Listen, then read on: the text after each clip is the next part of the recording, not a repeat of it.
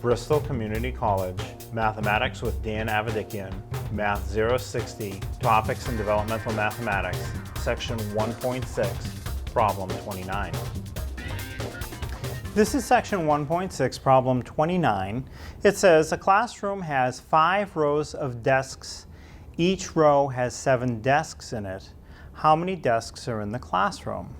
Well, one approach is to actually draw a diagram of the class. So here I have 5 rows of desks, and each row has 7 desks in it. And once you've drawn the diagram, you can just count the desks. 1, 2, 3, 4, 5 until you get to the end. You'll see that there are 35 desks. Now that works, and it's a pretty straightforward approach.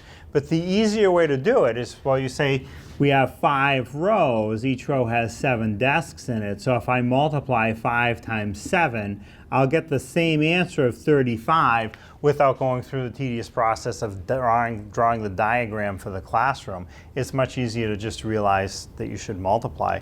But drawing all the desks and counting them will give you the same answer.